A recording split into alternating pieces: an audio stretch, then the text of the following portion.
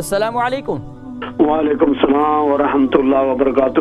حضور قاری صاحب، آپ نے ارشاد فرمایا کہ آس پاس کی جو ہوا ہے یا کوئی ایسی چیز ہے وہ معدے کو وہ بھی خراب کرتی ہیں، تو کوئی ایسا بھی نسخہ ہے آپ کے پاس جو غیظ اور غضب کو ختم کر کے محمد رسول اللہ صلی اللہ علیہ وسلم کا نور پیدا کرے تاکہ مسلمان کمیونٹی میں وہ غیظ اور غضب کی صورتحال پیدا نہ ہو؟ ایسا بھی ہے آپ کے پاس کوئی نسخہ؟ بالکل بالکل ہے، وہ پھر بتائیں تاکہ آپ کا نام کیا ہے؟ تاکہ کمیونٹی کو معلوم ہو سکے کہ قاری صاحب کے نظر میں وہ نسخہ بھی موجود ہے جو غیظ اور غضب کو ختم کر کے گھروں میں یا حکومتوں میں امن پیدا کرنے والا نسخہ ہو۔ سبحان اللہ۔ تو مولا علی مشکل کشا کا سب کا ایسا بیان فرمائیں انشاءاللہ۔ آپ کون مسٹر خان صاحب بات کر رہے ہیں؟ جی جی، بہت شکریہ خان صاحب، میں کال کرتا ہوں بریڈ فورڈ، آپ کو جواب کرتا ہوں انشاءاللہ۔ ایک اور خان صاحب تھے، کہہ رہے تھے ہماری کمیونٹی کے اندر آج ہر شخص جو ہے غیظ و غضب کا شکار ہے اور اس کو غصے کا شکار ہے۔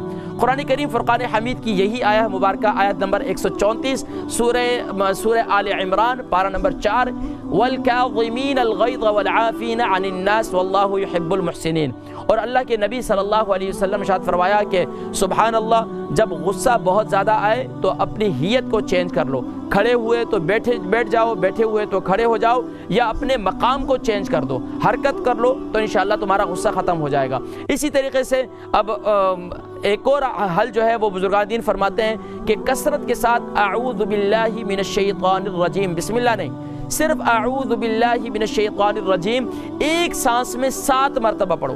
اعوذ باللہ من الشیطان الرجیم، اعوذ باللہ من الشیطان، ایک سانس میں 7 مرتبہ پڑھو تو انشاءاللہ غصے کی کیفیت جو ہے وہ ختم ہو جائے گی، اور انشاءاللہ دل میں دوسروں کے لیے نرمی پیدا کرنے کے لیے آپ کوشش یہ کیا کریں کہ اللہ تبارک و تعالیٰ کی بارگاہ میں تیسرا کلمہ کثرت سے پڑھا کریں، سبحان اللہ والحمد للہ ولا الہ الا اللہ واللہ اکبر ولا حول ولا قوت الا باللہ العلی العظیم۔ اور یہ جو میں نے آیا مبارکہ آیا نمبر 134 بتائی، یہ ہر فرض نماز کے بعد 3 مرتبہ پڑھ لیا کریں۔ ہر فرض نماز کے بعد جس کو بہت زیادہ غصہ آتا ہے، بہت زیادہ ہائپر ہوتا ہے، یاد رکھیے ہائپر رہنے کا کسی کو نقصان نہیں ہوتا، آپ کا اپنا نقصان ہوتا ہے، آپ کا اپنا معدہ خراب ہو جاتا ہے، اپنا دماغ بھی خراب ہوتا ہے، اور یہاں تک کہ دوسروں کو بھی خراب کر دیتے ہیں۔